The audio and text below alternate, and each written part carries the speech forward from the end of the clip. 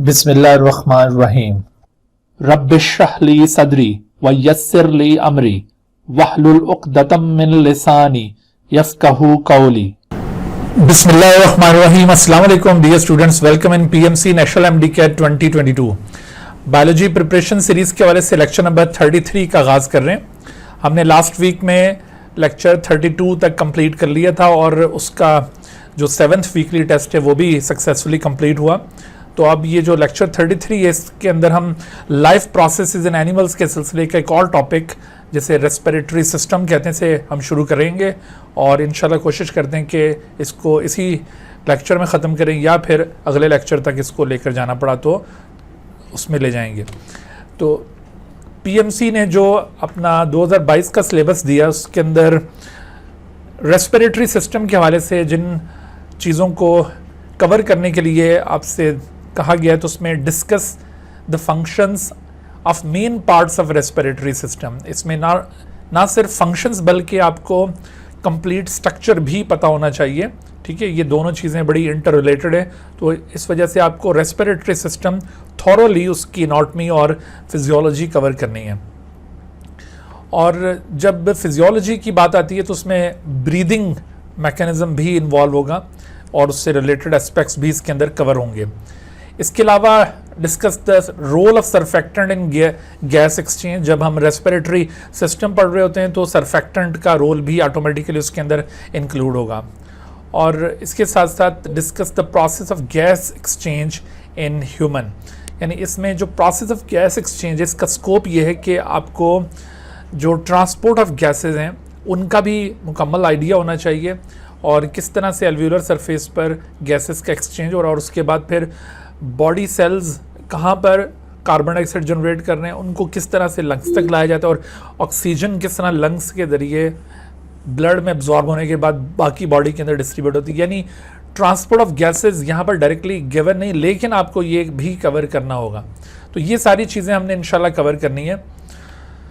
तो इस सिलसिले में हमारा जो आज का ये लेक्चर इसके लर्निंग ऑब्जेक्टिव्स कुछ उस तरह से होंगे कि रेस्पिरेटरी ट्रैक्ट और उसके पार्ट्स आपको बताए जाएंगे, उसके फंक्शंस आपको बताए जाएंगे, इसके साथ साथ मैकेनिज्म ऑफ ब्रीदिंग को हम कवर करेंगे और ट्रांसपोर्ट ऑफ गैसेस को हमने कवर करना है जी। तो रेस्पिरेशन का टॉपिक स्टार्ट करने से पहले, रेस्पिरेटरी सिस्टम को डिस्कस करने से पहले हमें रेस्पिरेशन की जो दोनों टाइप्स हैं इसके बारे में हम अगरचे ऑलरेडी ये लिंक डेवलप कर चुके हैं।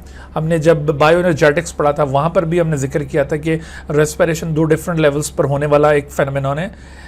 ऑर्गेनिज्मिक रेस्पिरेशन, इसे एक्सटर्नल रेस्पिरेशन भी कहा जाता है। ये दरअसल गैसेस एक्सचेंज प्रोसेस है जिसमें ऑक्सीजन इनहेल और कार्बन डाइऑक्साइड एक्सहेल हो रहा है। और जबकि cellular respiration, this is internal respiration, जो कि एक कैटाबॉलिक प्रोसेस है, इसमें ग्लूकोज के ब्रेकडाउन के लिए दरअसल ऑक्सीजन की ज़रूरत पड़ती है। ये वही ऑक्सीजन है जो कि हमने इनहेल की होती है और जो यहाँ से कार्बन डाइऑक्साइड जनरेट होगी उसको बाहर एक्सहेल करना है। सो ये लिंक दोनों रेस्पिरेशन के दरमियान आपके माइंड में होना चाहिए जब आप रेस्पिरेटरी सिस्टम को भी डील कर रहे हो तो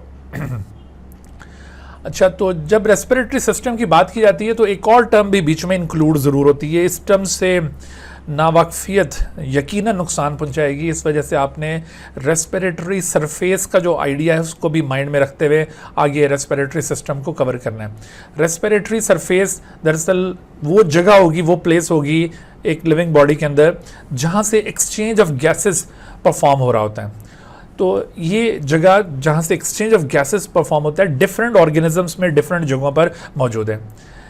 जैसे मिसाल के तौर पर एक अमीबा जो यूनिसेलुलर ऑर्गेनिज्म है, एक प्रोटिस्ट है, तो इसकी जो मेम्ब्रेन होगी वही इसकी रेस्पिरेटरी सरफेस है क्योंकि उसी के ज़रिए इसने एक्सचेंज करना है। On the other hand coelenterates जैसे ये hydra, it belongs to the phylum Coelenterata, और निडेरिया, इसमें जो इनकी बॉडी वॉल होती है गैस्ट्रोवेस्कुलर कैविटी की, which is made up of 2 layers, ectoderm outer layer और एंडोडर्म इनर लेयर। तो एक्टोडर्म भी रेस्पिरेटरी सरफेस है और एंडोडर्म भी रेस्पिरेटरी सरफेस है। एंड आप अगर एनिलीड्स तक देखें तो आपको इसी तरह से general body surface respiratory surface के तौर पर दिखाई देगी। यानी ये तीनों केसेस में general body surface act as a respiratory surface. लेकिन हायर एनिमल्स में ऐसा नहीं होता। हायर एनिमल्स में जैसा कि कॉकरोच, जैसे आर्थ्रोपोड्स, इनके पास एक डेफिनेट सिस्टम है in the form of tracheal system, जिसके थ्रू एक्सचेंज ऑफ गैसेज होता है। फिश वगैरह में गिल्स प्रेजेंट होते हैं और गिल के अंदर गिल लैमेली उनकी रेस्पिरेटरी सरफेस है। और एम्फीबियंस, रेप्टाइल्स और बर्ड्स के पास लंग्स मौजूद हैं in the form of respiratory surface, और इनके अंदर जो एल्वुला है वो दरअसल इनकी रेस्पिरेटरी सरफेस कहलाएगी। तो ये डिफरेंट एनिमल्स में आपको रेस्पिरेटरी सरफेस की एग्जाम्पल भी पता हो और आइडिया भी पता हो। दरअसल किसी भी एनिमल में कौन सी जगह रेस्पिरेटरी सरफेस के तौर पर एक्ट कर सकती है, ये डिपेंड करता है कुछ प्रॉपर्टीज़ के ऊपर। अगर वो प्रॉपर्टीज़ उस जगह पर मौजूद हैं तो ऐसी सूरत में वो जगह रेस्पिरेटरी सरफेस के तौर पर यूज़ होगी। मसलन वो प्रॉपर्टीज़ क्या है, जैसे मॉइस्चर इनफ क्वांटिटी में वहाँ पर मौजूद हो ताकि गैसेस उसके अंदर डिज़ोल्व होकर डिफ्यूज़ कर सकें। वहाँ पर जो रेस्पिरेटरी सरफेस है वो परमिएबल भी होनी चाहिए उन गैसेस के लिए, ऐसा ना हो कि वो जगह इम्परमिएबल है तो ज़ाहिर एक्सचेंज मुमकिन ही नहीं है। और वो जगह लाजमी तौर पर थिन एपिथेलियम हो, यानी इनर और आउटर इन्वायरमेंट के दरमियान जो डिस्टेंस बनता है वो बहुत ही कम हो। जैसा कि ह्यूमन के केस में अगर आप देखें तो 1 cell thickened is the wall of the capillary and the 1 cell thickened is the wall of alveolus. इस तरह से जस्ट 2 सेल थिकेंड ये डिस्टेंस बनता है which is sufficient for exchange of gases. अगर ये डिस्टेंस इससे ज़्यादा हो जाए तो फिर डिफ़िकल्टी हो सकती है। लार्ज सरफेस एरिया होना चाहिए, जैसा कि लंग्स के अंदर millions of alveoli are there, और फिर वहाँ पर ब्लड सप्लाई भी बहुत ज़्यादा वाफर मकदार में हो ताकि maximum contact area between inner and outer environment वहाँ पर अवेलेबल हो सके। और वेंटिलेशन, यानी वहाँ पर हवा की जो आमदो रफ्त है वो बिल्कुल फ्री हो कि आसानी से एयर वहाँ तक पहुँच जाए और वहाँ से निकल के जा सके, इसको कहते हैं वेंटिलेशन। सो ये सारी चीज़ें, ये सारी प्रॉपर्टीज़ जब कभी किसी जगह पर होती हैं तो वो रेस्पिरेटरी सरफेस के तौर पर एक्ट करती है। ठीक है, तो आपने इन प्रॉपर्टीज़ को ज़रूर माइंड में रखना है। अच्छा, अब हम आते हैं अपने असल टॉपिक की तरफ, दैट इज़ रेस्पिरेटरी सिस्टम, और इसमें हम ह्यूमन रेस्पिरेटरी सिस्टम को थॉरोली कवर करेंगे। ह्यूमन रेस्पिरेटरी सिस्टम एक लॉन्ग एयर पैसेज वे पर मुश्तमिल होता है। It consist of a long air passage वे। अगरचे डाइजेस्टिव ट्रैक्ट से लंबा ये एयर पैसेज वे नहीं है, जो हमारा वो डाइजेस्टिव ट्रैक्ट है GIT, वो ज़्यादा लंबा पैसेज वे है। ठीक है, जबकि ये कंपैरेटिवली शॉर्टर पैसेज वे, लेकिन इसको इन जनरल हम कहते हैं लॉन्ग एयर पैसेज वे। तो ये long air passage way, it can be primarily distinguished into 2 regions. One of them is called upper respiratory tract and other is lower respiratory tract. यहाँ पर अक्सर इन upper और lower respiratory tract के parts के बारे में सवाल पूछा जाता है कि which of the following is the part of upper respiratory tract या which of the following is the part of lower respiratory tract। तो ये जो parts आपको यहाँ पे enlist करके दिखाएं, जैसे nostrils, nasal cavities, दोनों कलेक्टिवली नोज कॉन्स्टिट्यूट करते हैं। So nose is also the part of upper respiratory tract and the pharynx. और दूसरी तरफ लोअर रेस्पिरेटरी ट्रैक्ट स्टार्ट होता है लैरिंक्स से, ट्रैकिया, ब्रोंकाई और लंग्स। ठीक है, तो ये सारे लोअर रेस्पिरेटरी ट्रैक्ट में इंक्लूड होते हैं। तो आपको ये वाज़ेह तौर पर अगर याद हो तो यहाँ से राइज होने वाला MCQ आप इजीली सॉल्व कर सकते हैं।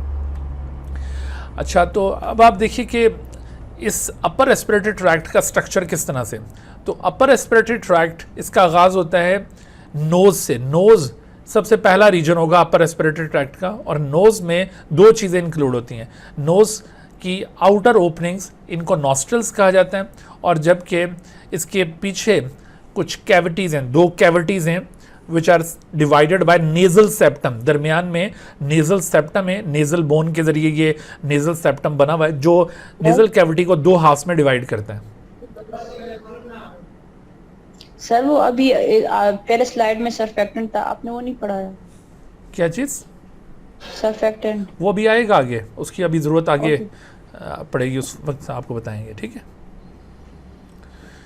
अच्छा, तो अब आप देखिए कि नॉस्ट्रल्स और नेज़ल कैविटीज़ ये दोनों कंपोनेंट्स हैं नोज़ के। और नोज़ के बारे में आपने याद रखना है कि रेस्पिरेटरी ट्रैक्ट का वो पार्ट जो एक्सटर्नली विजिबल है वो कौन सा है, वो नोज़ है।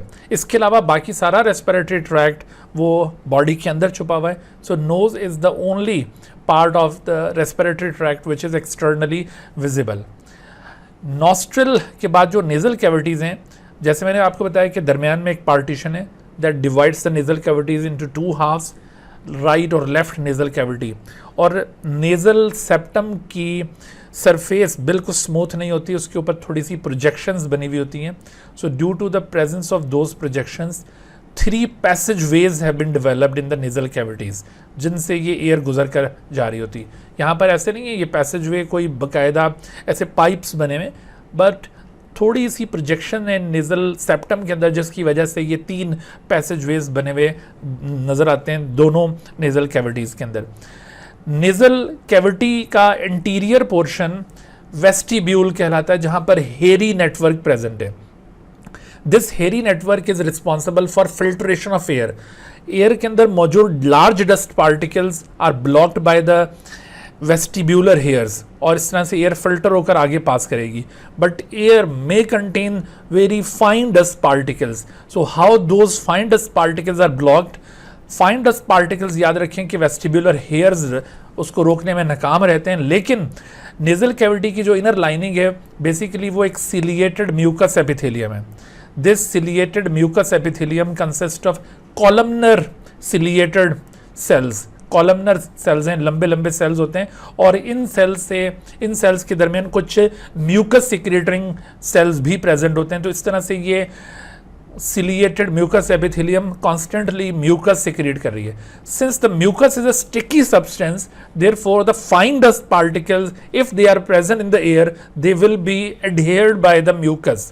ठीक है, ये फाइन डस्ट पार्टिकल्स अगर ये एयर में मौजूद हों तो म्यूकस उनको अपने साथ यूँ अट्रैक्ट कर लेता है, चिपका लेता है, और चूंकि यहाँ पर मौजूद सीलिया उस म्यूकस को मुसलसल आगे मूव करते रहते हैं, उसको स्वीप करते रहते हैं, तो यूं वो स्मॉल डस्ट पार्टिकल्स या कोई माइक्रोब्स वगैरह उस म्यूकस के साथ अटैच होकर हमारे फेरिंग्स की जानिब मूव करना शुरू कर देते हैं।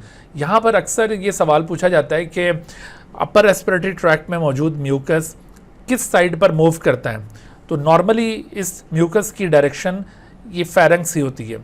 अगर कभी किसी इन्फेक्शन की सूरत में म्यूकस की बहुत ज़्यादा प्रोडक्शन शुरू हो जाए और वो बहुत ज़्यादा डाइल्यूट हो जाए, तो ऐसी सूरत में ये नॉस्ट्रल्स की तरफ गिरना शुरू हो जाएगा। वो एक एबनॉर्मल सिचुएशन है, बट इन नॉर्मल केसेस ये म्यूकस जो यहाँ पे बन रहा है ये सिलियरी एक्शन की वजह से फेरिंग्स की जानिब मूव करेगा, और फेरिंग्स से फिर इसकी अगली मंजिल क्या होगी, ये नेजल कैविटी का म्यूकस आखिरकार कहाँ जाएगा, क्या इसकी अगली मंजिल लंग्स हैं या फिर स्टमक है, किस तरफ ये मूव करेगा, टुवर्ड्स द स्टमक और towards the lungs from the pharynx. इसकी अगली मंजिल क्या होनी चाहिए? Lung towards stomach? नहीं, लंग्स नहीं बेटे, ये म्यूकस स्टमक की तरफ जाता है। ठीक है, क्योंकि इस म्यूकस के अंदर बहुत सारे डस्ट पार्टिकल्स हैं, कोई माइक्रोब्स हैं, और उनको ख़त्म करना, उनको हलाक करना है, ताकि लिहाजा उनको स्टमक की तरफ मुंतकिल कर दिया जाता है। तो ये म्यूकस याद रखो, ये इसोफेगस से होता हुआ स्टमक में जाएगा, लेकिन एयर स्टमक में नहीं जाएगी। जो एयर हम इनहेल कर रहे होंगे वो नेजल कैविटीज से फेरिंग्स, और फेरिंग्स से फिर ये ट्रैकिया के थ्रू लंग्स की तरफ जाएगी। तो एयर और म्यूकस जो नोज़ के अंदर मौजूद था, इन दोनों का रूट आगे जाकर जुदा हो जाता है, इस बात को ध्यान में रखिएगा। अच्छा, यहाँ पर देखो नेजल कैविटीज़ में आपने ये जो 2 मेजर्स ऑब्जर्व किए, एक वेस्टिबुलर हेयर्स जिनके जरिए लार्ज डस्ट पार्टिकल्स को ब्लॉक कर दिया गया, और दूसरा ये सिलिएटेड म्यूकस एपिथेलियम, इसके ज़रिए जो भी कोई फाइन डस्ट पार्टिकल्स है उनको यहाँ पर ब्लॉक कर दिया गया। तो इस तरह जब एयर नोज़ के थ्रू गुजर के जाएगी तो वो फिल्टर हो जाएगी। ना सिर्फ एयर नोज़ के थ्रू गुजरने पर फिल्टर हो जाती है, बल्कि नेजल एपिथेलियम के नीचे बहुत ज़्यादा कैपिलरीज मौजूद हैं। यहाँ पर ब्लड सर्कुलेशन बहुत ज़्यादा सुपरफिशियल होती है, यानी बिल्कुल बैरूनी सतह के करीब होती है, और उसी ब्लड सर्कुलेशन की वजह से जब एयर नोज़ से गुजरती है तो वो थोड़ी वार्म हो जाती है, तकरीबन कोई 30 डिग्री सेंटीग्रेड तक उसका टेम्परेचर मेंटेन हो जाएगा, और ये इस बात को फेवर करेगा कि आगे exchange of gases normally perform हो सके। अदरवाइज अगर ठंडी ठंडी एयर अंदर चली गई, एक तो आपको शिवरिंग शुरू हो जाएगी, और दूसरा वो जो एक्सचेंज ऑफ गैसेस है वो उतना एफिशिएंट नहीं रहेगा। सो ये बेनिफिट है इस नेजल कैविटी का कि यहाँ से जब एयर गुजरती है तो वो वार्म हो जाती है। अगरचे ब्रीदिंग माउथ के ज़रिए भी पॉसिबल है। अगर किसी शख्स का नोज़ ऑक्यूपाइड हो, जैसे कभी इन्फेक्शन की सूरत में नोज़ में बहुत ज़्यादा ब्लॉकेज हो जाती है, उसमें म्यूकस भर जाता है और एयर नोज़ के थ्रू पास नहीं कर पाती, और ऐसी सूरत में ओरल कैविटी से हमें इनहेल करना पड़ता है।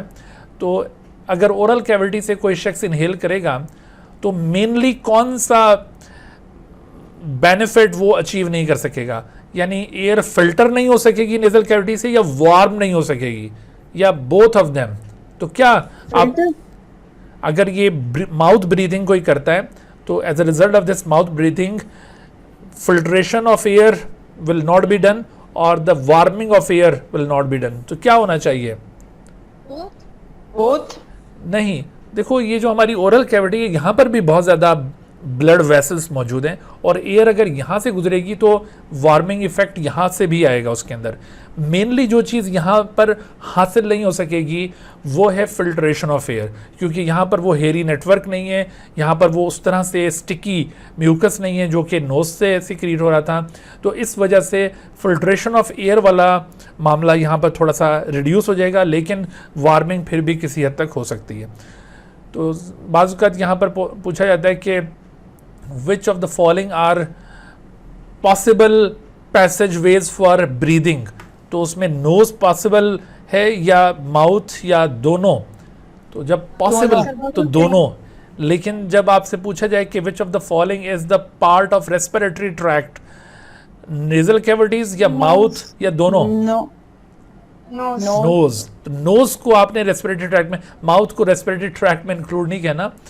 माउथ वैसे ये जो ओरल कैविटी है ये वैसे ब्रीदिंग में फैसिलिटेट कर सकती है, लेकिन this is not the part of respiratory system. Okay, अच्छा नेजल कैविटी जी बेटा चीज को थोड़ा सा एलाबोरेट कीजिएगा कि माउथ में कैसे वार्मिंग होगी हमारी एयर की। देखो बेटे, हमारी ओरल कैविटी में भी जो एपिथेलियम है ओरल कैविटी की, वहाँ पर भी बहुत ज़्यादा ब्लड कैपिलरी सुपरफिशियली प्रेजेंट हैं। तो इसी वजह से आप देखो, मिसाल के तौर पर आप कभी बुखार किसी का चेक करना हो ना, तो थर्मामीटर या तो उसके बगल में रखते हैं आर्मपिट्स में, या फिर उसके मुंह में रख देते हैं। तो अगर यूँ ज़ुबान के नीचे थर्मामीटर रखा जाए तो वो आपकी बॉडी का टेम्परेचर शो करेगा, क्योंकि ये यहाँ पर जो ब्लड वेसल्स मौजूद होती हैं वो बहुत सुपरफिशियल हैं और वो भी वार्मिंग इफ़ेक्ट शो कर रही होती हैं। तो इसी तरह से नोज़ में भी ये ब्लड वेसल्स सुपरफिशियल हैं, जिसकी वजह से वार्मिंग इफ़ेक्ट यहाँ पर भी आ रहा होगा। ठीक है, ओके सर, ओके। अच्छा, अब देखो नेज़ल कैविटीज़, इसके दो रास्ते हैं। नॉस्ट्रल्स, जिसको एक्सटर्नल नेयर्स भी समटाइम कहते हैं, ये बाहर की तरफ ओपन हो रहा है, और जबकि इंटरनल नेयर्स ये नेजल कैविटीज़ को फेरेंक्स में ओपन करेंगे। तो आपने केयरफुल रहना है, यहाँ पर भी सवाल बनता होता है कि nasal cavities are open into pharynx by means of internal nares, या इनको इंटरनल नॉस्ट्रल्स भी कहा जाता है। ठीक है, उसके बाद अब ये दूसरा रीजन शुरू हो जाता है अपर रेस्पिरेटरी ट्रैक्ट का, called the pharynx. Pharynx basically ये एक कॉनिकल रीजन है, कॉनिकल रीजन। देखो ये ऊपर से थोड़ा सा नैरो होगा और नीचे ये थोड़ा सा ब्रॉड हो जाता है, therefore it is supposed to be a conical region. Pharynx हमने डाइजेस्टिव सिस्टम के अंदर भी इसको डिस्कस किया था, और ये रेस्पिरेटरी सिस्टम का भी पार्ट है, क्योंकि ये फूड पैसेज वे के साथ साथ एयर पैसेज वे का भी हिस्सा है। फेरिंग्स को 3 हिस्सों में डिस्टिंग्विश किया जाता है, ये बात हम पहले भी पढ़ चुके हैं डाइजेस्टिव सिस्टम में।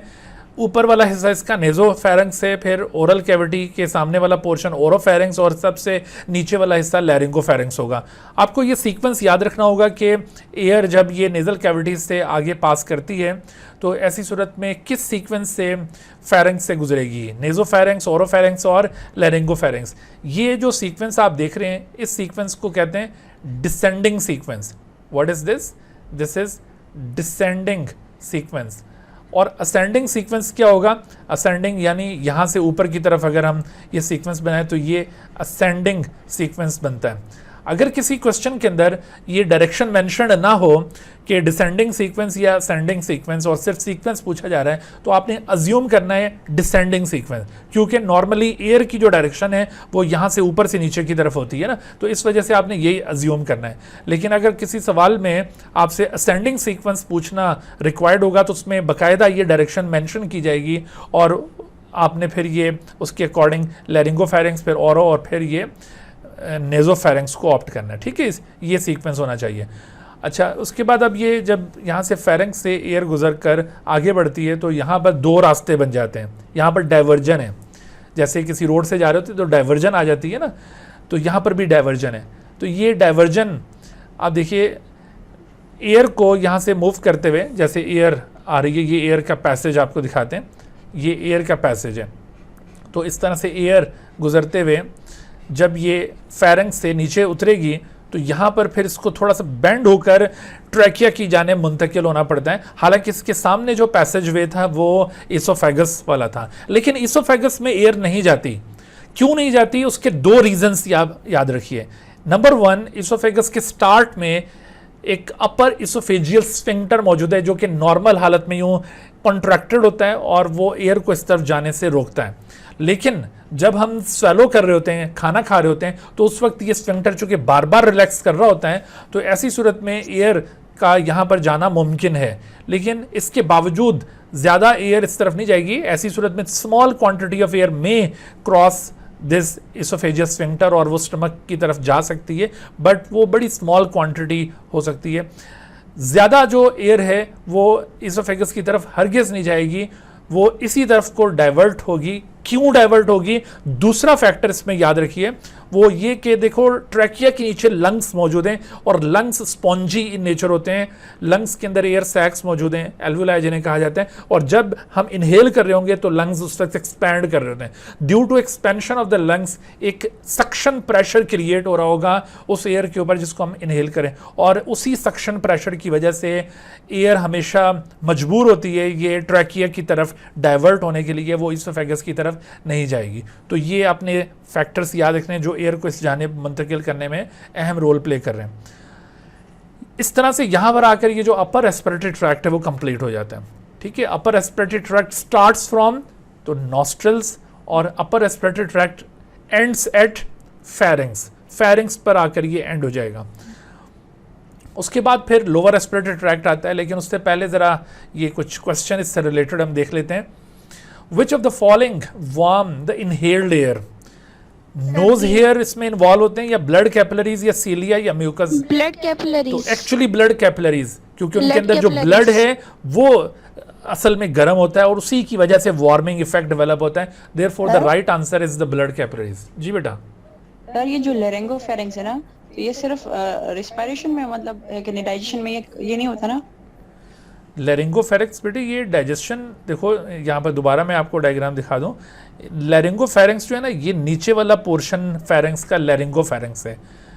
तो आप इसमें ये कह सकते हैं कि देखो कौन सा पोर्शन है फेरिंक्स का जो डाइजेस्टिव सिस्टम में पार्टिसिपेट नहीं करता, तो वो नेजोफेरिंक्स होगा। अदरवाइज ये ओरोफेरिंक्स भी डाइजेस्टिव सिस्टम में पैसेज वे का रोल प्ले कर रहा है और लेरिंगोफेरिंक्स से भी फूड गुजर कर इसोफेगस तक पहुंचता है। ये दोनों तो इन्वॉल्व हो रहे हैं डाइजेस्टिव सिस्टम में। नेजोफेरिंक्स के मुतालिक ये कहा जा सकता है कि वो डाइजेस्टिव सिस्टम में इन्वॉल्व नहीं हो रहा, क्योंकि फूड ने ओरल कैविटी से निकलकर ओरोफेरिंक्स से होते हुए लेरिंगोफेरिंक्स को क्रॉस करते हुए इसोफेगस में जाना है। नेजोफेरिंक्स में वो नहीं जाएगा फूड, तो इसको एक्सक्लूड किया जा सकता है, लेरिंगो को नहीं। ठीक है। और सर ये जो लैरिंग्स है ना, तो वो एपिग्लोटिस और ग्लोटिस लैरिंग्स का पार्ट है ना? एपिग्लोटिस बेटे ये लैरिंग्स का पार्ट नहीं है। ठीक है, ग्लोटिस को मैं अभी एक्सप्लेन करता हूँ लोअर रेस्पिरेटरी ट्रैक्ट के अंदर, और एपिग्लोटिस भी उसकी के साथ में एक्सप्लेन करता हूँ। ठीक है, ये लोअर रेस्पिरेटरी ट्रैक्ट में इनको हम इंक्लूड करेंगे अभी। सर अपर रेस्पिरेटरी ट्रैक्ट तो लैरिंग्स पे खत्म होगा ना? नहीं बेटा, फेरिंक्स पे आके खत्म होगा। लैरिंग्स से तो आगे लोअर रेस्पिरेटरी ट्रैक्ट शुरू हो चुका होता है। लैरिंग्स is the part of lower respiratory tract, upper respiratory tract का पार्ट नहीं है ये। क्लियर? ठीक है सर, ये थोड़ी कंफ्यूजन। ओके, जी जी सर। अच्छा, अब जरा ये सवाल क्लियर हो गया। ब्लड कैपिलरीज आएगा इसमें। तो म्यूकस कब सिलेक्ट करेंगे फिर? जी बेटा। सर म्यूकस मेम्ब्रेन कब सिलेक्ट करेंगे? देखो, which of the following is the following warm the inhaled air? तो mucus does not involve in the warming of the air. Mucus is involve in the filtration of fine dust particle. अगर आप यहाँ पे आपसे पूछा जाता है ना कि which of the following are involve in the filtration of fine dust particles, तो फिर आप म्यूकस मेम्ब्रेन को ऑप्ट करेंगे। समझ आ रही बात मेरी? ओके। अच्छा, अब देखो, cilia present in the nasal cavities move the trapped substances to the pharynx या to out of the nostrils या टू वेस्टिब्यूल्स और टू द लंग्स। तो ये सीलिया नेजल कैविटीज में मौजूद किस साइड पर? तो अभी हमने जिक्र किया फेरेंक्स की जानिब, और फेरेंक्स से फिर उसकी अगली मंजिल मैंने आपको बताया था oesophagus and then stomach. Okay, lungs की तरफ ये कभी नहीं जाएगा। चल, अगर आपसे पूछा जाए कि भाई, मैं यहाँ पर एक और बात जहन में आ गई, वो भी शेयर कर दें कि अगर आपसे पूछा जाए कि भाई ये जो नेज़ल कैविटीज़ का म्यूकस है वो इस फेरेंक्स से इसोफेगस में जाता है, वो फेरेंक्स से ट्रैकिया में क्यों नहीं जाता? कौन सा ऐसा पार्ट है जो ट्रैकिया में जाने से उसको रोकेगा? तो एक्चुअली वो एपिग्लॉटिस है। हाँ जी, एपिग्लॉटिस उस म्यूकस को इस तरफ नहीं जाने देता, वो उस तरफ गिराएगा। बिल्कुल। अच्छा भाई, उसके बाद which of the following is cone shaped passageway leading from oral and nasal cavities to the oesophagus and larynx?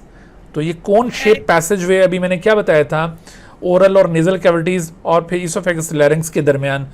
बात बिल्कुल वाज़ेह हो जानी चाहिए, this is actually the pharynx, this is pharynx, जो कि इसोफेगस लैरिंक्स और ऊपर ओरल कैविटी और नेजल कैविटी के दरमियान में वाक़या है, और ये कोन शेप पैसेज वे है। So the human pharynx is conventionally divided into 3 sections. Which of the following is correct descending sequence? यहाँ तो चलें ये डायरेक्शन पॉइंट आउट कर दी, लेकिन अगर ये डायरेक्शन पॉइंट आउट ना भी की जाती तो आप इसको डिसेंडिंग ही अज्यूम करते हैं। अलबत्ता असेंडिंग के लिए डायरेक्शन ज़रूर मेंशन की जाती है। तो बहरहाल देखो, इसमें सबसे पहले अभी मैंने क्या समझाया था, कौन सा होना चाहिए, ओरोफेरेंक्स या नेजोफेरेंक्स? तो नेजोफेरेंक्स। इस वजह से आप बी और डी को तो वैसे एक्सक्लूड कर दें। ठीक है, एमसीक्यूज को इस तरह से टैकल किया करें कि आप जब कोई एक बात अपने माइंड में डिटरमिन कर लें तो वो पॉइंट आप ऑप्शंस में देखें तो बाकी ऑप्शंस को फिर रिजेक्ट कर दिया करें। तो ये नेजोफेरेंक्स, इधर भी नेजोफेरेंक्स, नेजोफेरेंक्स के बाद फिर ओरोफेरेंक्स या लैरिंगोफेरेंक्स आएगा, ओरो, तो ये ऑटोमेटिकली फिर ये भी रिजेक्ट हो गया। सो इस तरह से right option is the A. Clear होगी बात? हाँ जी। अब देखिए लोअर रेस्पिरेटरी ट्रैक्ट, तो actually lower respiratory tract start from, यहाँ पर अब देखो 3 ऑप्शंस हैं। लोअर रेस्पिरेटरी ट्रैक्ट कहाँ से स्टार्ट होता है? एक चीज़ है ग्लॉटिस, अब आपने इसको समझना गौर से। दूसरी चीज़ है लैरिंक्स, और तीसरा है ट्रैकिया। तो लोअर रेस्पिरेटरी ट्रैक्ट कहाँ से स्टार्ट हो रहा है, ज़रा पहले इनको समझ लें, उसके बाद फिर आप जवाब दीजिएगा। देखो, ट्रैकिया जो है ये से विंड पाइप कहते हैं, ये ऊपर से यहाँ से शुरू हो रहा है, फेरेंक्स के बाद से ट्रैकिया स्टार्ट हो जाता है और ये नीचे लंग्स तक जाता है। विंड पाइप भी इसे कहा जाता है, this is also known as windpipe, trachea. अच्छा, ट्रैकिया का जो बिल्कुल इंटीरियर एंड है या interior opening of the trachea, this is called the glottis. What is glottis? The interior opening of what? Of trachea. तो trachea की जो interior opening है, this is actually the glottis. इसको दूसरे लफ्जों में माउथ ऑफ द ट्रैकिया भी कहते हैं। अच्छा, फिर लैरिंक्स क्या है? तो लैरिंक्स भी इसी इंटीरियर एंड के ऊपर एक कार्टिलेज राउंड है, this is a cartilage round, जिसे वाइस बॉक्स भी कहते हैं, कार्टिलेज राउंड। कार्टिलेज राउंड का मतलब है कि ये कार्टिलेजेस और म्यूकस मेम्ब्रेन पर मुश्तमिल एक यूँ एडिशनल रिंग है जो कि यूँ ट्रैकिया के इंटीरियर एंड को कवर कर रहा होता है। सही, बल्कि ये ट्रैकिया का जो ऊपर वाला हिस्सा है वो पूरा लैरिंक्स पर ही मुश्तमिल होगा। तो ये चीज़ कहलाती है लैरिंक्स। अब सवाल ये पैदा होता है कि लोअर रेस्पिरेटरी ट्रैक्ट कहाँ से स्टार्ट होता है? ग्लॉटिस से स्टार्ट होता है, लैरिंक्स से, या फिर ट्रैकिया से? तो अगर ये तीनों ऑप्शंस आ जाएं, ऐसी सूरत में आपने ग्लॉटिस को प्रेफर करना है कि lower respiratory tract starts from the glottis. अगर ये ग्लॉटिस ऑप्शन ना हो तो सेकंड पॉसिबल ऑप्शन क्या होगा? Larynx. Lower respiratory tract starts from the larynx. If larynx and glottis both are absent, then the lower respiratory tract starts from the trachea. None of them पे नहीं जाना आपने, ठीक है? ये तीनों ही इस सवाल के ऑप्शन में फिट होते हैं कि lower respiratory tract starts from. तो अगर ये तीनों ऑप्शन हैं फिर तो ग्लॉटिस को आप प्रेफर करेंगे, अगर ग्लॉटिस नहीं तो लैरिंग्स को, लैरिंग्स नहीं है तो फिर ट्रैकिया को ऑप्ट करेंगे, नन ऑफ देम पे हरगिज़ नहीं जाना, ठीक है। अगर तीनों ही नहीं है फिर आप नन ऑफ देम कह सकते हैं, सही।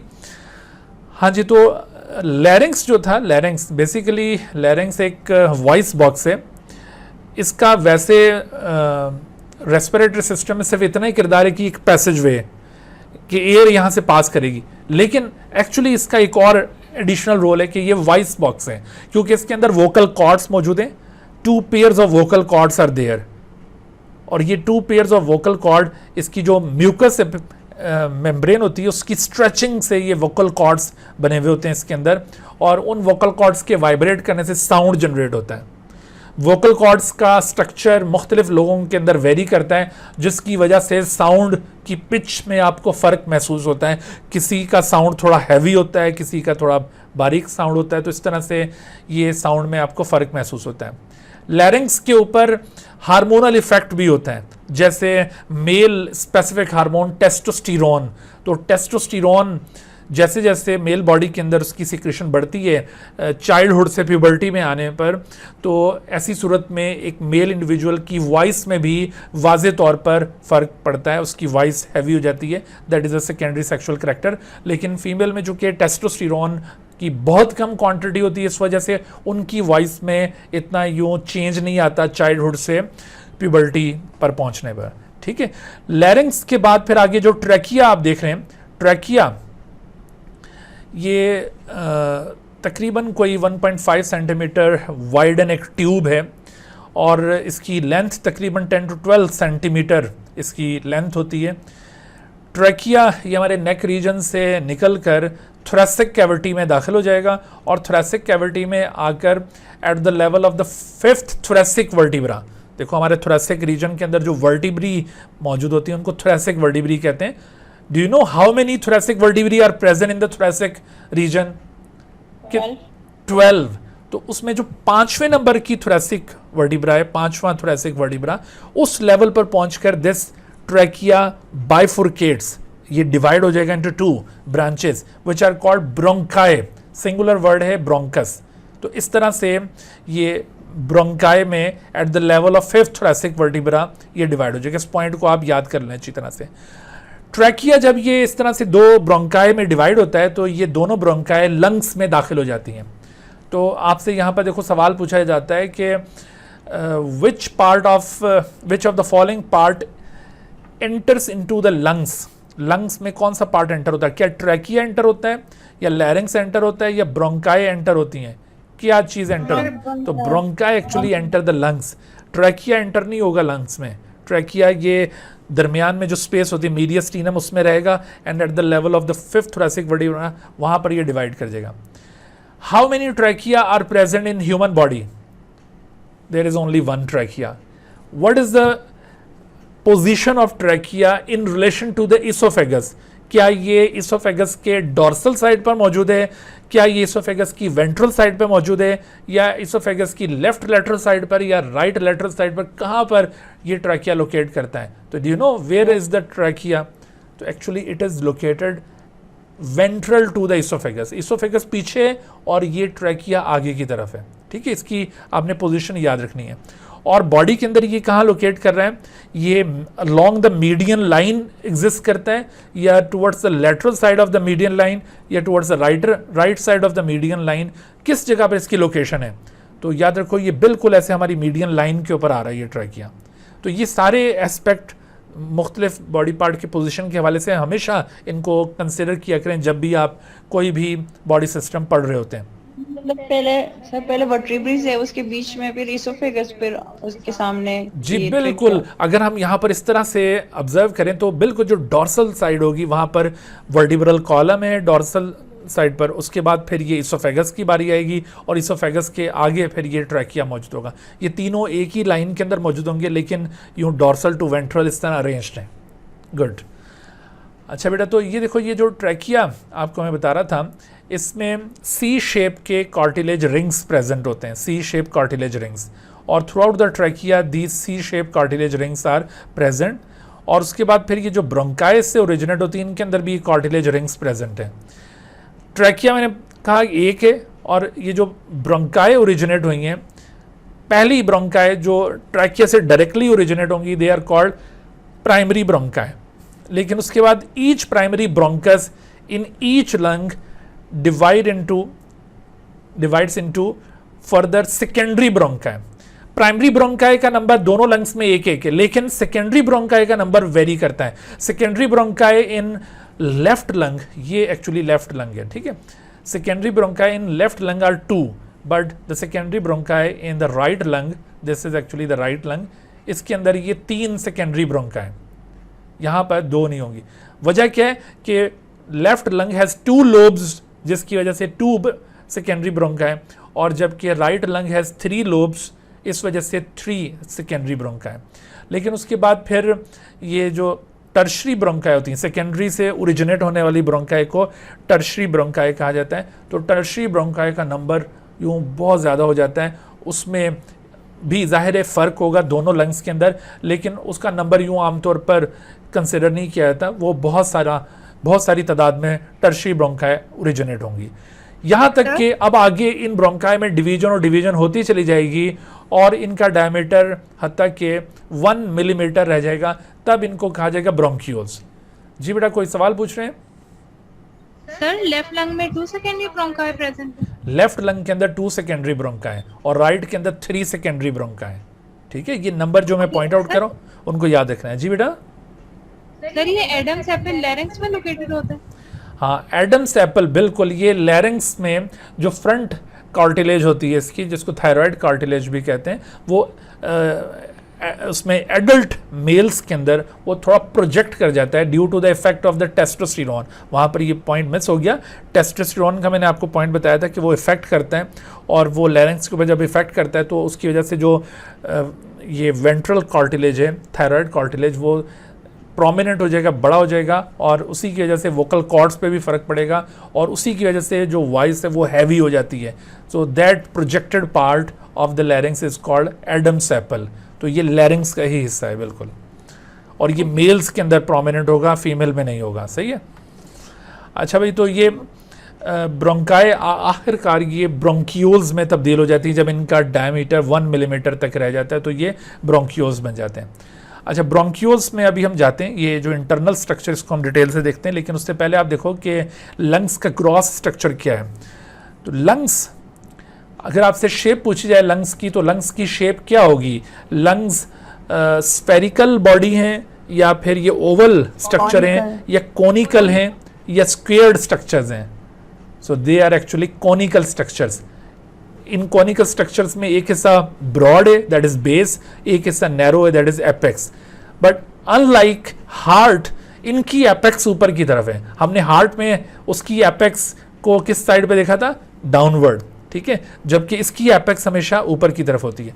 और ये याद रखो कि ये जो लंग्स की एपेक्स है, एपेक्स, इसकी पोजीशन क्या है? तो ये हमारी जो क्लेविकल बोन होती है, क्लेविकल बोन से भी ये ऊपर निकल रही होती है। तो ये यहाँ से ऊपर से क्लेविकल बोन के ऊपर से ये लंग्स स्टार्ट हो रहे हैं, उसकी ये जो एपेक्स है वहाँ से ओरिजिनेट हो रही है, और उसके बाद फिर ये डायफ्राम के ऊपर आकर प्लेस होते हैं lungs. They are placed on the diaphragm. Okay, lungs को एक डबल मेम्ब्रेनस कवरिंग एनक्लोज कर रही होती है, that is called pleura.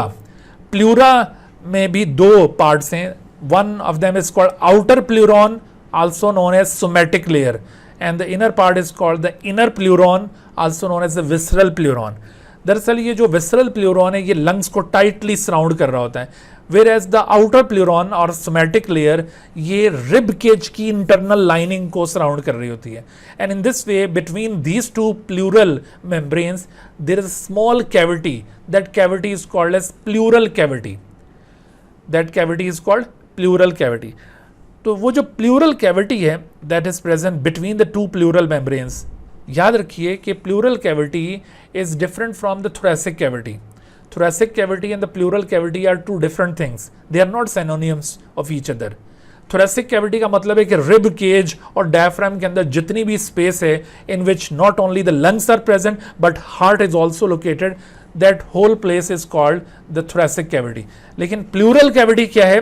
Pleural cavity is the space between the outer pleuron and the inner pleuron, इन दोनों के दरमियान जो एक नैरो स्पेस बनेगी, that is called pleural cavity. This pleural cavity is generally filled by a fluid known as the pleural fluid. उस pleural fluid की वजह से जो फ्रिक्शन अपीयर होने का अंदेशा था during the movement of the lungs, क्योंकि ब्रीदिंग के दौरान लंग्स यूं कॉन्ट्रैक्ट करेंगे, एक्सपैंड करेंगे, कॉन्ट्रैक्ट करेंगे, एक्सपैंड करेंगे, तो यहाँ पर विगरस मूवमेंट चल रही होती हैं, जिसकी वजह से इसकी नाजुक सरफेस फ्रिक्शन की वजह से डैमेज हो सकती थी. तो उसी डैमेज को प्रिवेंट करने के लिए यहाँ पर आप देखिए ये प्लूरल कैविटी में प्लूरल फ्लूइड प्रेजेंट होगा जो फ्रिक्शन को रिड्यूस करेगा. सही, यानी लुब्रिकेंट के तौर पर एक्ट कर रही है.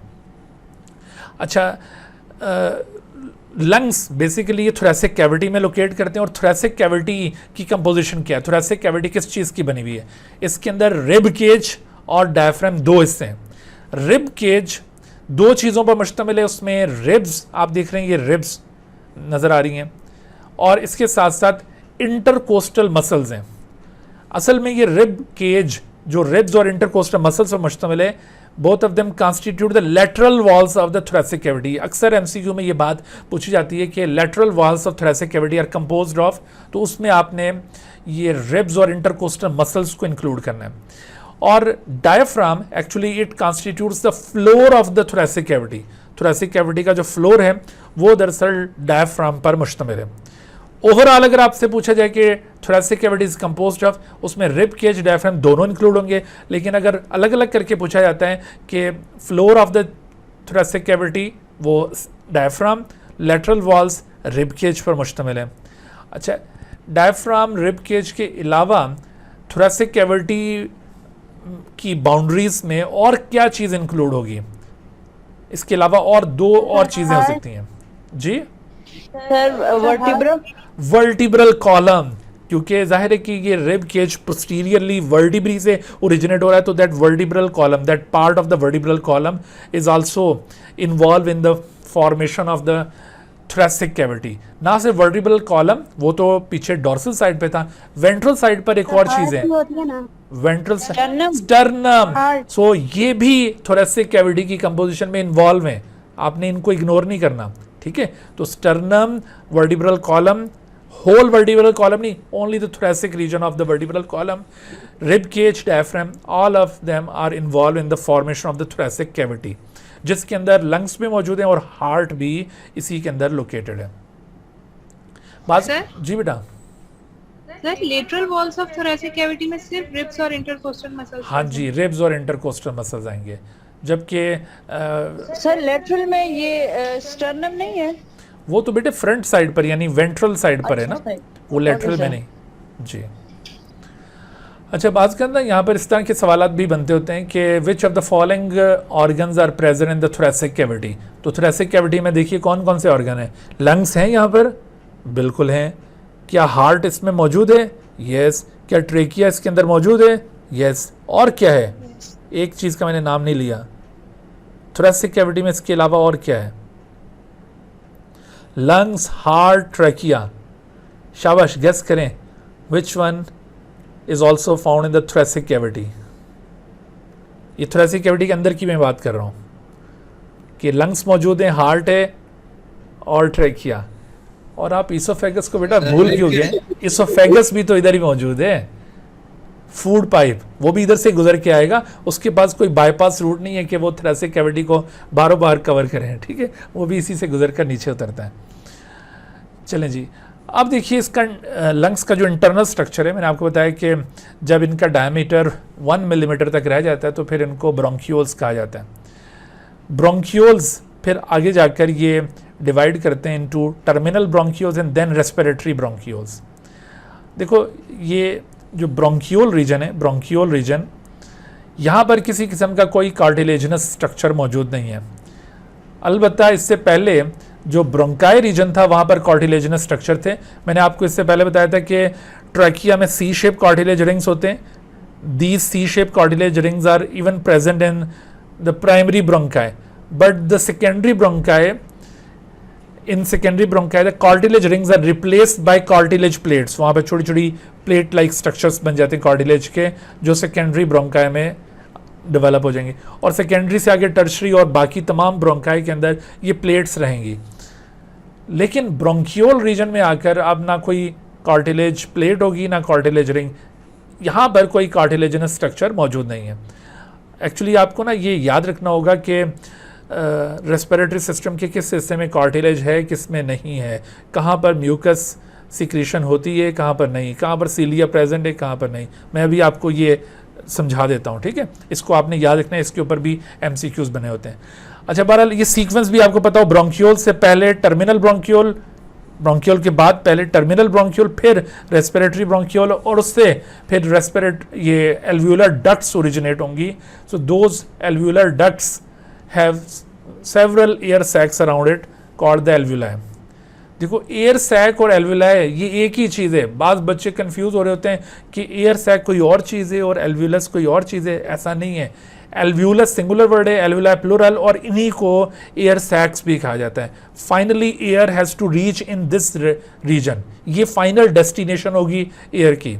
यानी अगर आपसे पूछा जाए कि जो एयर हम इनहेल करते हैं वो फाइनली कहाँ पर जाकर सेटल होती है, क्या वो टिश्यूज़ में जाकर सेटल होती है या ब्लड में, या एल्व्यूलाई के अंदर जाकर वो रुकेगी?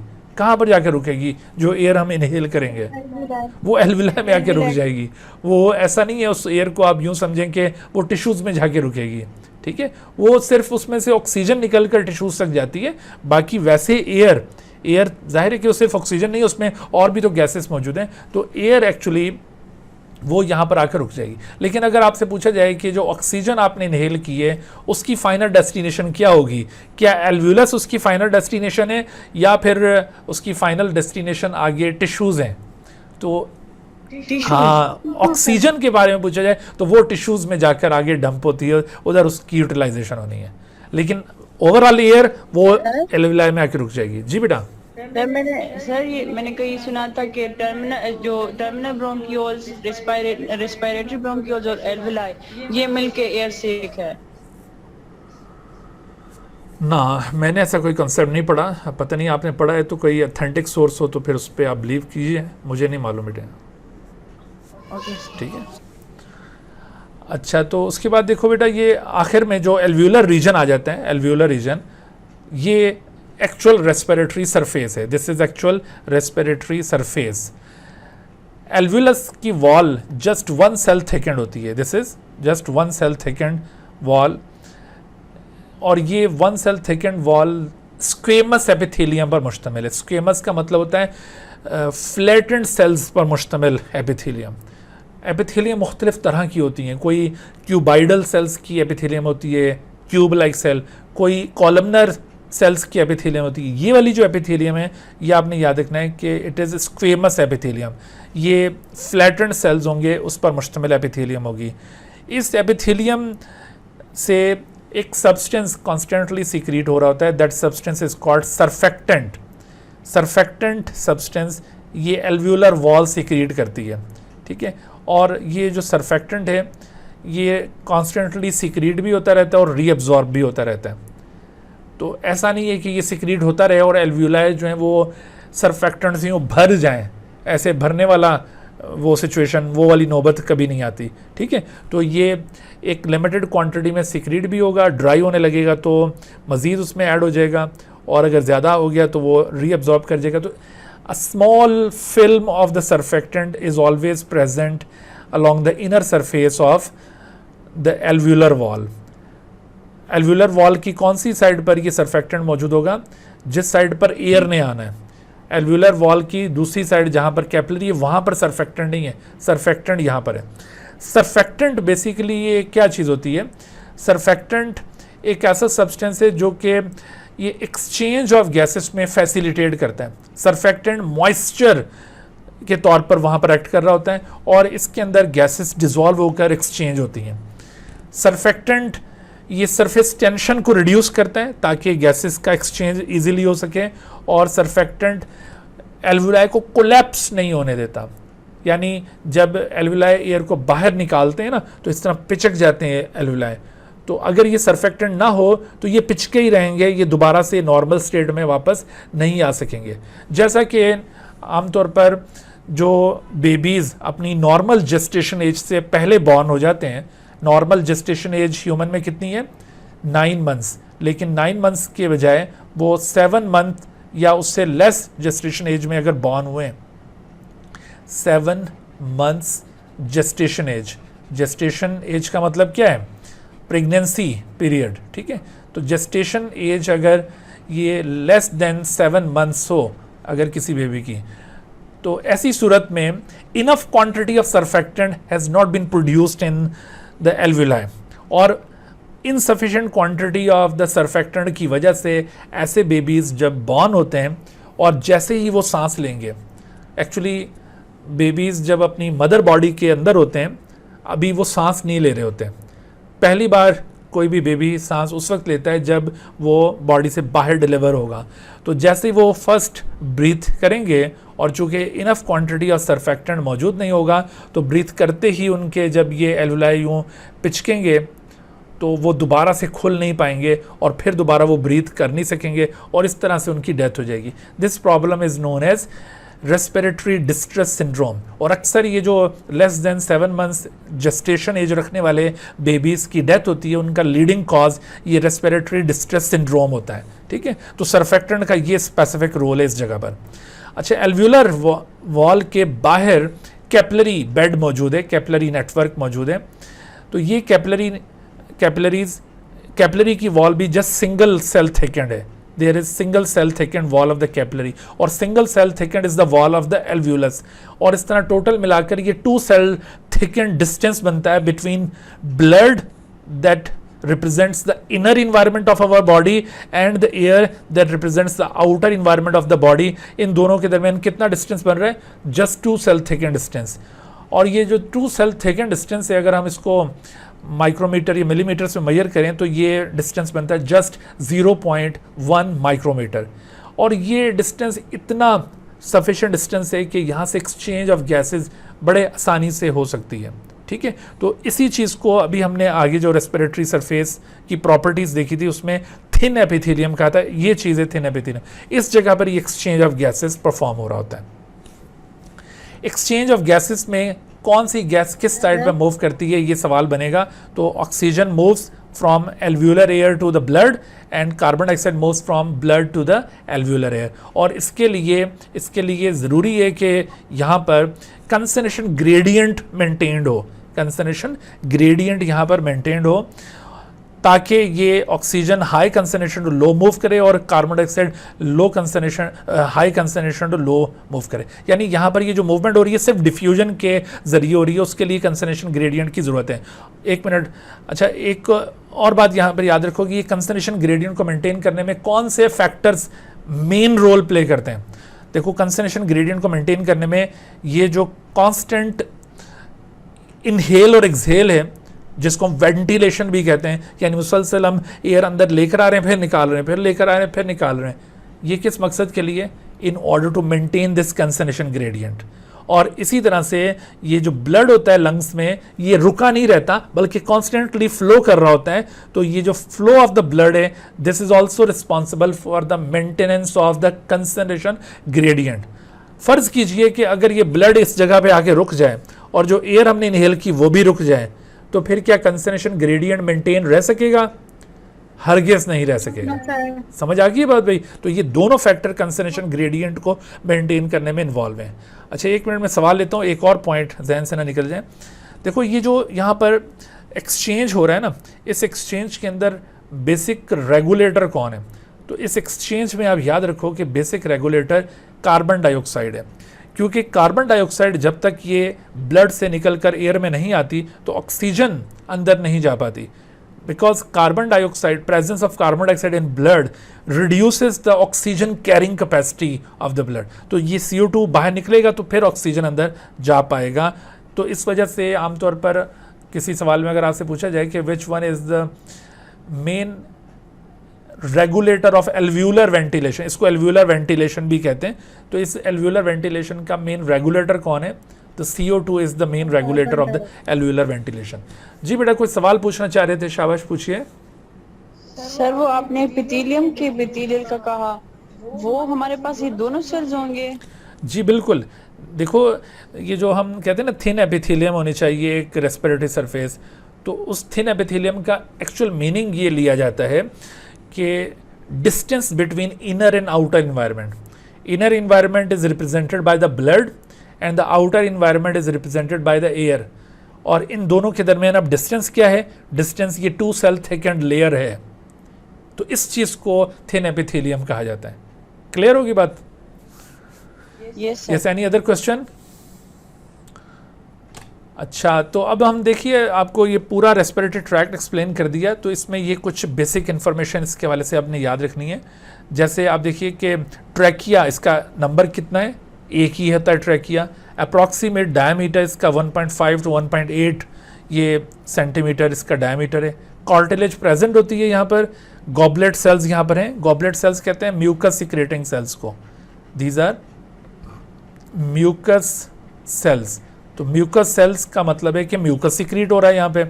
स्मूथ मसल्स मौजूद होंगे इस हिस्से में, यकीनन मौजूद हैं. सीलिया प्रेजेंट है और साइट ऑफ एक्सचेंज है ये? नो, यहाँ पे एक्सचेंज नहीं होना. ब्रोंकस जो से ट्रैकिया से आगे ओरिजिनेट हो रही थी, तो टोटल कितने, वो यहाँ पर बात हो रही है प्राइमरी ब्रोंकस की.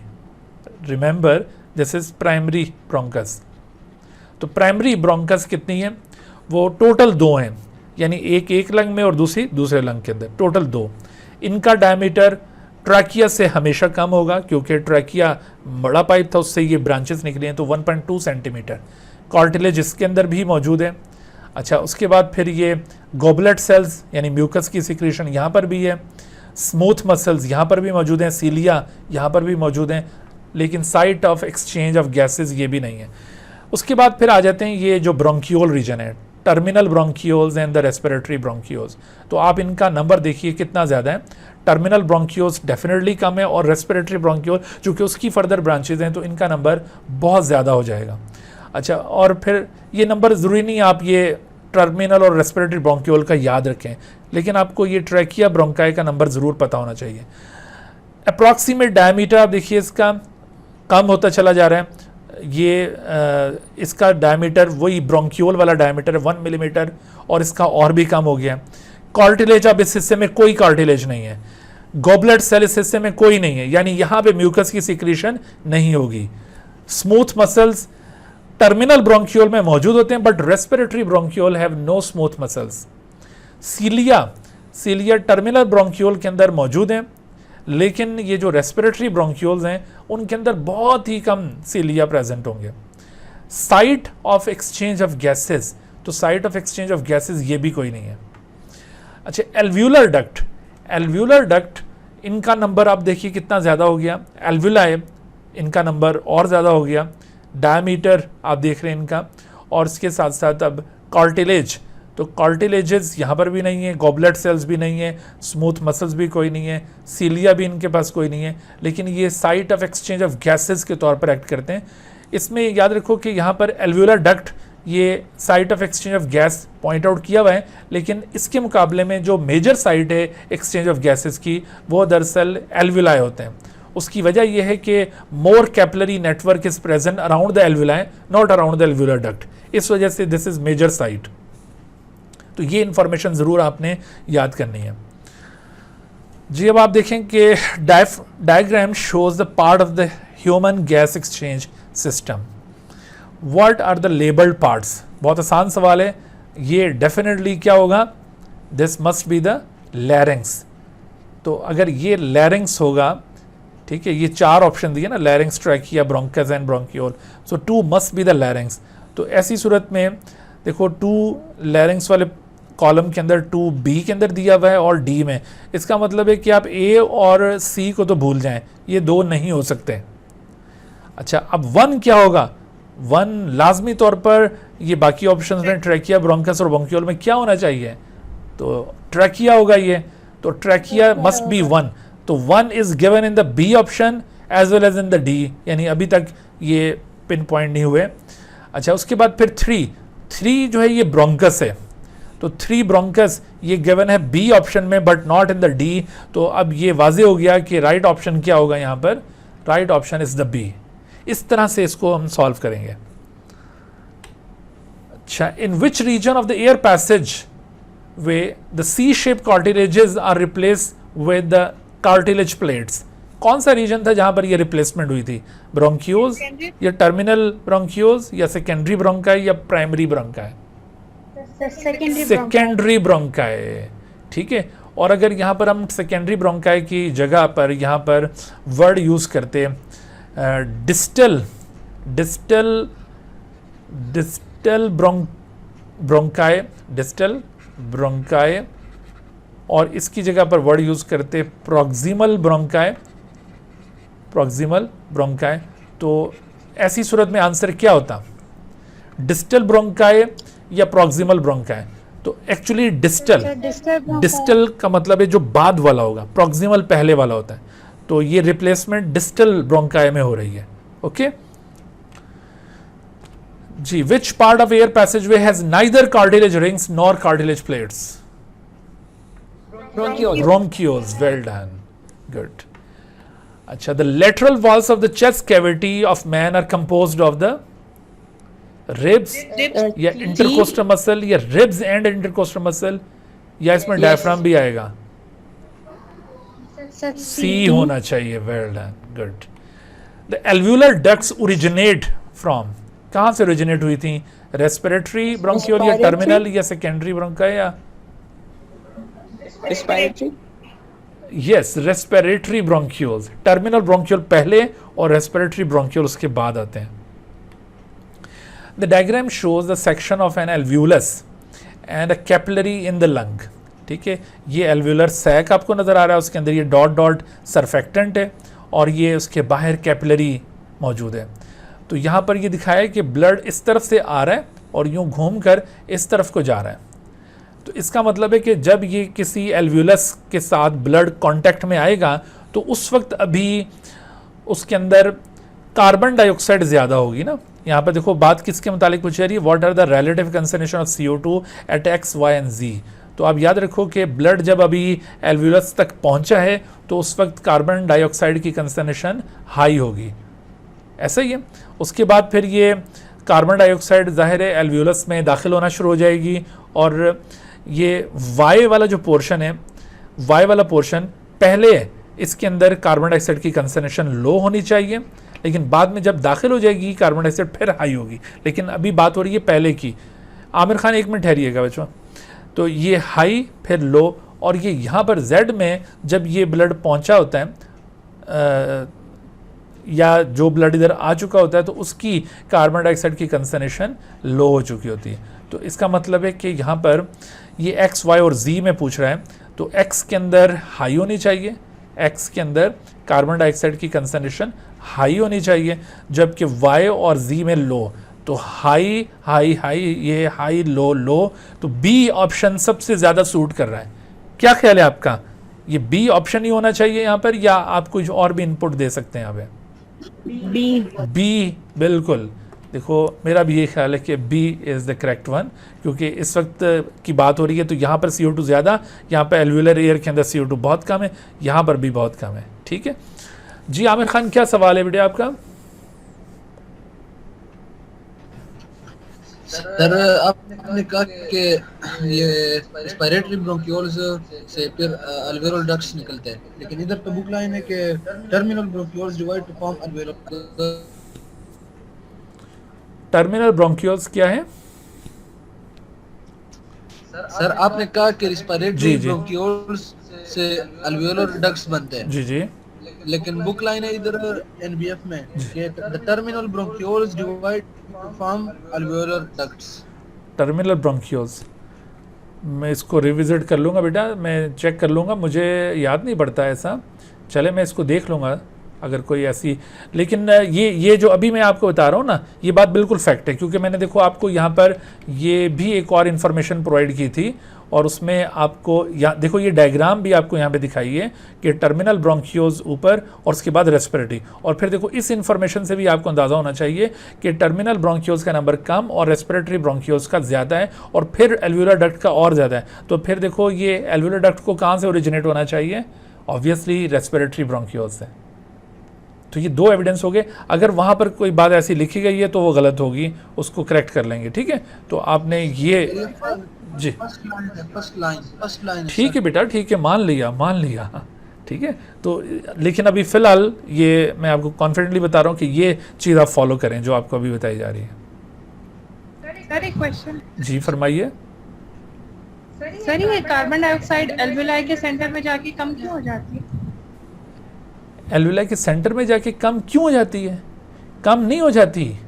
देखो बेटे, यहाँ पर बात ये हो रही है कि जब ये एयर अंदर आएगी, जो आपने एयर इनहेल की है, तो ये एयर यहाँ पर जब आएगी उस वक्त CO2 की कंसंट्रेशन उसमें ज़्यादा होगी हमारे ब्लड से या कम होगी? ज़्यादा क्यों होगी बेटा? आपने जो एयर बाहर से इनहेल की है, क्या उसके अंदर CO2 ज़्यादा होगी? अगर उसमें ज़्यादा होगी तो वो तो फिर ब्लड में चली जानी चाहिए, ठीक है। जो एयर आपने इनहेल की है ना, जो इधर एल्व्यूलस में पहुंची है, इस एयर में CO2 की कंसंट्रेशन ब्लड के मुकाबले में कम है, इस वजह से ये लो पॉइंट आउट किया है। अच्छा, अभी ब्लड ये यहाँ पर जो मौजूद है उसके अंदर अभी चूंकि एक्सचेंज शुरू नहीं हुआ, तो उस वक्त CO2 की कंसंट्रेशन X वाले पॉइंट के ऊपर ज़्यादा होगी। X पॉइंट वो है जहाँ से ब्लड दाखिल हो रहा है, और ये जो Z पॉइंट है ये ब्लड का वो पॉइंट दिखाया है जो कि यहाँ से गुजर कर इधर तक पहुँच चुका है। तो जो यहाँ से गुजर कर इधर तक पहुँच चुका होगा तो वो अपनी CO2 को लूज़ कर चुका होगा, इस वजह से वहाँ पर भी लो हो जानी चाहिए। तो यहाँ पर ये 3 मुख्तलिफ जो पॉइंट्स थे उसके अंदर CO2 की कंसंट्रेशन को पूछा गया है, और बहुत ही ये आइडियल एक किस्म का कॉन्सेप्चुअल सवाल है और बहुत आसानी से इसको समझा जा सकता है, इसमें कोई दिक्कत नहीं होनी चाहिए, ठीक है बेटा। जी उसके बाद आगे देखिए जी, which changes occur as a person exercises. तो जब एक शख्स एक्सरसाइज करेगा तो उसकी जो ब्रीदिंग होती है, ब्रीदिंग एक्सरसाइज के दौरान वो डिक्रीज करती है या इंक्रीज करती है? डेप्थ ऑफ द ब्रीदिंग, यानी एक्सरसाइज में सांस ज़्यादा गहरे लिए जाते हैं या छोटे छोटे सांस लिए जाते हैं? सर छोटे छोटे लिए ना, जाते हैं। आप ये प्रैक्टिस करके देखिए, ठीक है। अब ये एक्सरसाइज कीजिएगा, तो जब आप एक्सरसाइज कर रहे होते हैं तो अनकॉन्शियसली आपकी जो डेप्थ ऑफ ब्रीदिंग है वो इंक्रीज हो जाती है। आप पहले के मुकाबले में ज़्यादा एयर को इनहेल करने की कोशिश कर रहे होते हैं। आप देखें उस वक्त बड़ा जोर लग रहा होता है ना सांस लेने में, और उस वक्त वो ज़्यादा से ज़्यादा एयर अंदर लेकर जाने की कोशिश कर रहे होते हैं। देखो आपने वो उसमें एक और टॉपिक है जो कि यहाँ पर वैसे इंक्लूड नहीं किया हुआ हमने, वो है lung capacities and lung volumes. तो उसको भी ज़रा ज़रूर आप पढ़िएगा। नॉर्मल हालत में जब हम इनहेल कर रहे होते हैं जस्ट ½ लीटर एयर लेके जाते हैं ना, ये बात आपने पढ़ी होगी।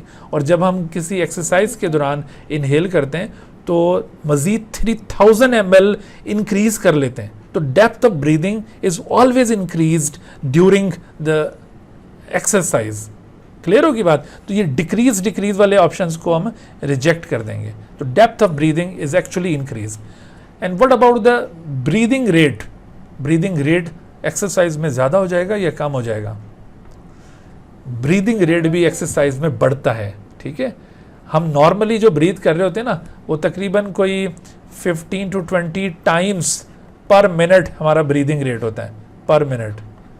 और एक्सरसाइज में ये बढ़कर कोई 30 टाइम्स पे चला जाता है। कभी ये एक्सरसाइज कीजिए और इसको फिर काउंट करके देखिए। तो इस तरह से यहाँ पर दोनों में इंक्रीज आना चाहिए, ठीक है। So this is correct answer. अब इस सवाल में देखिए कि the diagram shows N alveolus and an associated blood capillary, at which point will the greatest rate of diffusion of carbon dioxide occur? Greatest rate of diffusion of carbon dioxide. देखो again यहाँ पर ये इस तरह से show किया है कि linked to the pulmonary artery। इसका मतलब है कि ये वो पॉइंट है जहाँ से ब्लड एंटर हो रहा है। सर जी बेटा, ब्रीथिंग रेट और ये जो डेप्थ, इसमें फर्क क्या है? हाँ बहुत अच्छा सवाल है।